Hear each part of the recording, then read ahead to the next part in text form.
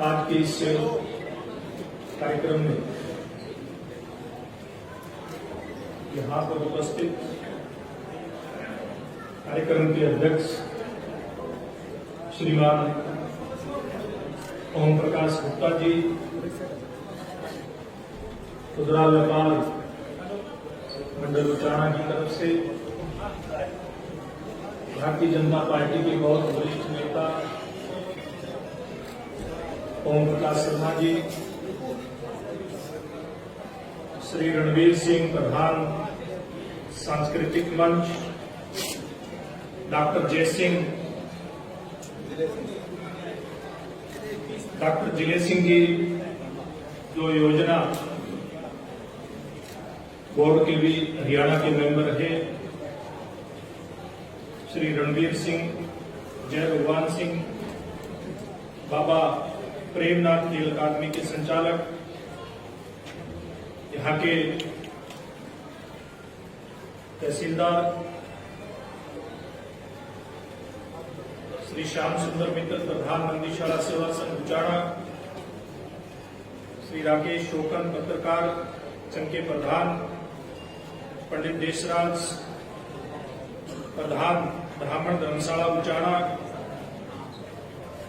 मंच का बहुत ही अच्छा संचालन कर रहे मास्टर राम प्रसाद जी और जितना भी इस कार्यक्रम का आयोजन मंडल उसके सभी पदाधिकारी सदस्यगण, आदरणीय चौधरी बाबूराम जी, कृष्ण गोयल जी, रामैया पंचाल, सुमेश सिंह, जगदीप सिंह, जिलेश सिंह जी, डॉक्टर ऋषिपाल जी, वेद मिस्त्री, डॉक्टर ईश्वर सुगनचंद जी, देवीलाल जी, नरेश पाली, सतबीर सिंह, भारतीय जनता पार्टी के इस मंडल के अध्यक्ष राकेश शोकन, हमारे सीनियर साथी रीतपाल शर्मा, सुरेंद्र नंबरदार, डॉक्टर रामचंद्र जांगड़ा,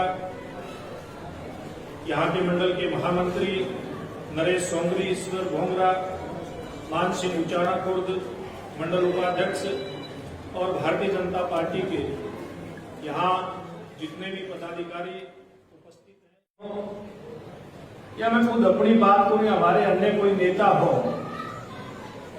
उनको इस लायक भी पंडित जी आप सब लोगों ने बढ़ाया, आप सब लोगों ने जो ताकत दी लोकतंत्र की, और उसी का एक इनाम है कि आप सब लोगों का लगभग 350 के आसपास, जैसा आप लोगों ने मंच के माध्यम से बताया, यहाँ दुकानदारों की रोजी रोटी जिसके ऊपर विकास के नाम पर एक किस्म से बुलडोजर चलने वाला था, वो रोजी रोटी अगर कायम रही, मैं तो केवल माध्यम हूं, ये काम तो आप लोगों को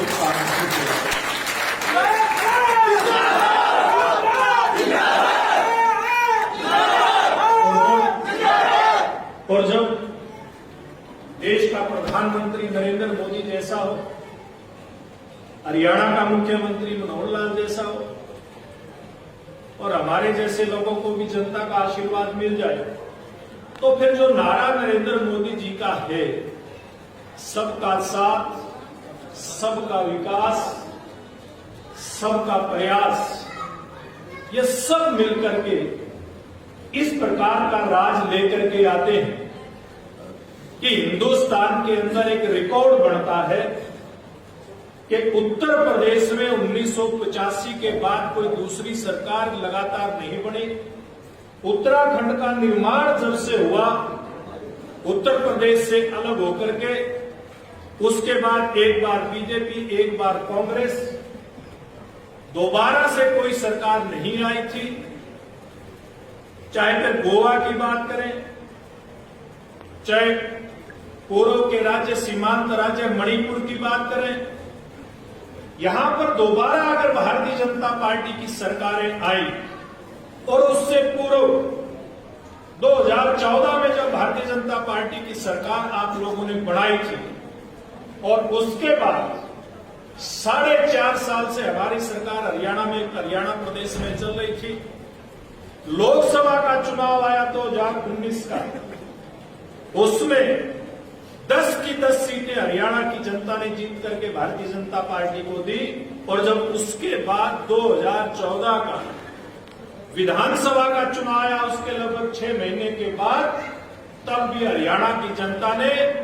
4.25% मत 2014 के विधानसभा के मुकाबले भारतीय जनता पार्टी को ज्यादा देकर के दोबारा से राज बनाया।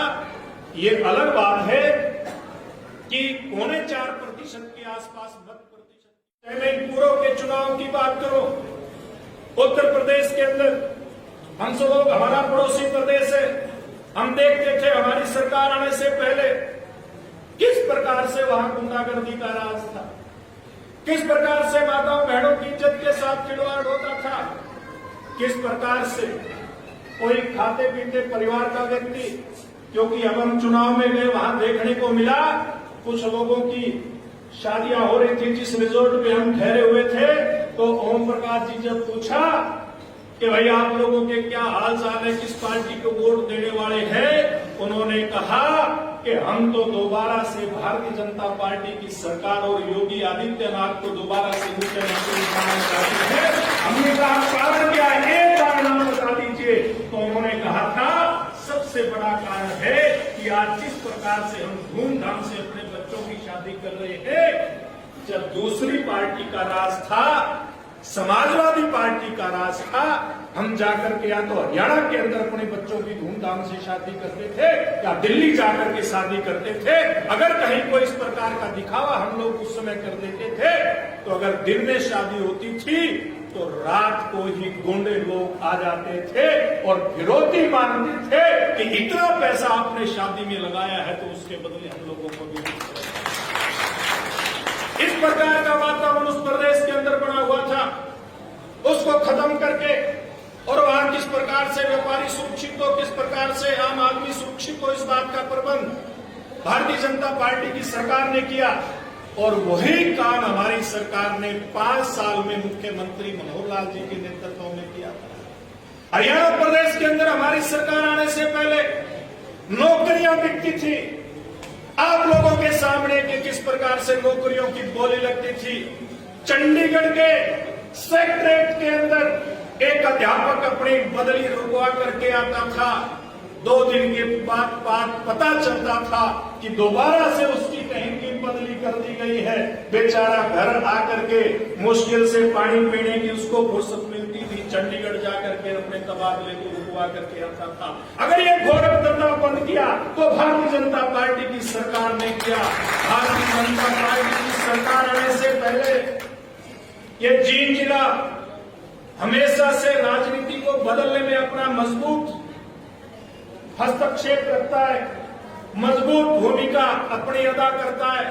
मेरे से ज्यादा आप लोग जानते हो के नाते किसान के रूप में गद्दी पर बिठाने का काम किया। अगर हमारी फसल खराब हो जाती थी, मुआवजे की मांग होती थी, 5 और 25 रुपए के चेक हम लोगों को पकड़ा दिए जाते थे। और वो चौधरी भूपेंद्र सिंह हुड्डा जिसकी सरकार हमसे पहले हरियाणा प्रदेश के अंदर 9 साल चली, वो कहते नहीं थकते थे कि अगर किसान का भला मैं नहीं कर सका तो और कोई कर भी नहीं सकता। मैं पूछना चाहता हूं आप सब लोगों से इस मंच के माध्यम से, क्या वो भूपेंद्र सिंह हुड्डा जो 5 और 25 रुपए के चेक देते थे उसने भला किया, या फिर 12,000 से लेकर के 25,000 रुपए तक का मुआवजा देने वाली मनोहर लाल जी की सरकार इसने किया? ये बात समझते कि जिस प्रकार के सुशासन की कल्पना हरियाणा की जनता करती थी, देश की जनता करती थी, वो सुशासन अगर देने का काम किया तो भारतीय जनता पार्टी की सरकार ने किया। अगर मोदी जी के प्रधानमंत्री बनने से पहले इस प्रकार की बीमारी जो इस बार आई, जो कहते हैं कि शताब्दियों में एक बार, यानी कि 1 सदी में 100 साल में एक बार इस प्रकार की बीमारी आती है, अगर ये बीमारी खुदा न खास्ता पुरानी सरकार के समय में आ गई तो वो प्रधानमंत्री जो बोलते कम थे, हमारे पास नरेंद्र मोदी जी के रूप में, और ये बात मेरे से पहले जो वक्ता बता रहे थे, दिलेश सिंह जी बता रहे थे, ओम प्रकाश जी बता रहे थे, ये इस प्रकार की साफ सुथरी सरकारें चलाने वाले नेता कार्यकर्ता एक दिन में पैदा नहीं होते। सालों साल की तपस्या होती है, सालों साल का संघर्ष होता है, सालों साल मन के अंदर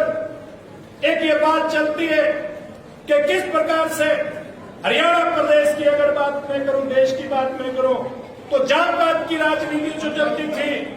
भ्रष्टाचार की जो राजनीति चलती थी, गरीब को दबा करके और गरीब कैसे हो, अपने लोगों को कैसे भ्रष्टाचार के माध्यम से मजबूत बनाया जाए ताकि सत्ता उनकी जेब में रहे, ये सारी की सारी बातें खत्म हो। इस प्रकार के विचार जिन लोगों के, जिन राजनीतिक कार्यकर्ताओं के मन के अंदर लगातार उठते हैं, और जब जनता मौका देती है तो वही काम वो मूर्ख रूप करके दिखाते हैं, उनसे कभी पीछे नहीं हटते। अभी ओम प्रकाश जी कह रहे थे कि हम लोगों ने जब पार्टी का झंडा उठाया, आज मैं नरवाड़ा बैठा था, वहां भी एक बात चल रही थी, और हमसे पहले भी बहुत सारे ऐसे लोग थे कि जब पार्टी का झंडा उठा करके चलते थे तो मजाक होता था, और मैंने तो खूब उसको सहन किया। आपके उचाना में मैं 2 बार पॉलिटिकल बड़ी यात्राएं लेकर के आया। एक बार शायद 5 या 6 जनवरी थी 2001, 5 जनवरी शायद उस दिन था। मैं इलाहाबाद के तलवाड़ा से पैदल यात्रा लेकर के चला था, रात को कागड़ों में रुक करके उस दिन के अंदर यहाँ प्रोग्राम करके, और उस रात को झांझ के अंदर रुकना मेरा हुआ था। उसके बाद मार्च महीने का समय था, मुझे लगता है कि 30 मार्च 2003 की ये बात होगी, जिस दिन मैं आपके उचाना में एक मोटरसाइकिल रैली लेकर के आया था। उस समय जब कार्यक्रम करके गया था, और मैं जब शाम को फीडबैक लेता था भी किस प्रकार की चर्चा कार्यक्रमों में होती है, तो आम आदमी की चर्चा जब मेरे पास पहुंचती थी, कहते थे भी बीजेपी वाले तो बावड़े हुए घूम रहे हैं, क्या कर रहे हैं। 10-10, 20-20 लोग सुनने वाले आते थे, बाद में मजाक उड़ाया जाता था, लेकिन वो सारी की सारी बातें अगर सहन होती थी तो मेरे समेत, मेरे से पूर्व पता नहीं कितनी पीढ़ियां भारतीय जनता पार्टी के विचार को लेकर के चलते चलते